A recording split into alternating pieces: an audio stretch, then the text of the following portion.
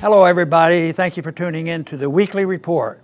Pompeo's Iran failures make war more likely. The U.S. foreign policy establishment has for decades been dominated by neoconservative interventionists and falsely named humanitarian interventionists. These people believe that because the United States is the one exceptional nation, no conflict anywhere in the world could possibly be solved without our butting our noses into it. One of President Obama's few foreign policy successes was to work with European countries on a deal that would see a reduction of sanctions on Iran in exchange for a series of Iranian moves demonstrating its abandonment of a nuclear weapon. The American neocons, as well as the hardliners in Saudi Arabia and Israel, were furious at the compromise, but for a couple of years it showed real promise. Trade between Europe and Iran was increasing, and there was no evidence that Iran was reneging on its obligations. Even American companies were looking to Iran for business opportunities. Whenever goods flow between nations, war becomes less likely. President Trump has had problems with policy consistency throughout his first term in office.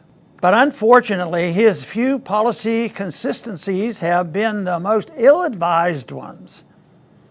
On the campaign trail, Trump relentlessly attacked Obama-Iran's policy and promised to pull the U.S. out of the JCPOA-Iran agreement.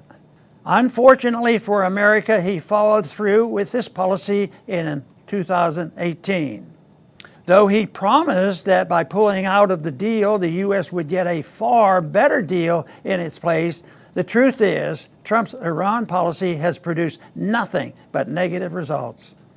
The Iranians have not knuckled down under the weight of the Pompeo's pressure, and putting regime change specialists like Elliott Abrams in charge of Iran policy has just moved us closer to an unnecessary war.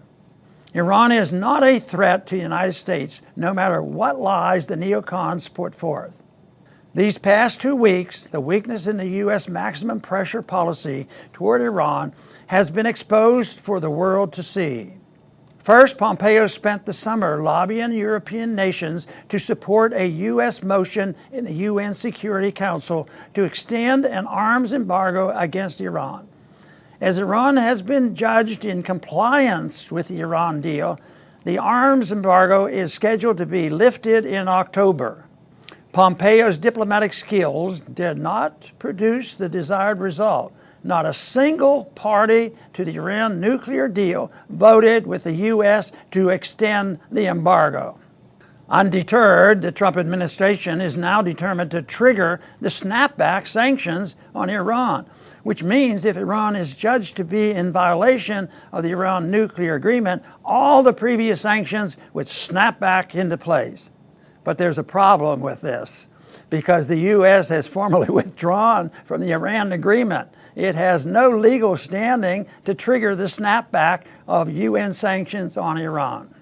If you take your marbles and go home, you don't get to dictate the rules of the game. Last week, Pompeo attempted to trigger the snapback and was laughed out of the room by the countries who have remained in the deal. U.S. policy toward Iran is an unwise consistency, and the Trump administration is hopelessly floundering on the bad advice of the neocons. They want nothing more than war on Iran, but the American people do not. It's time to end this failed policy of confrontation with Iran. Thanks for listening.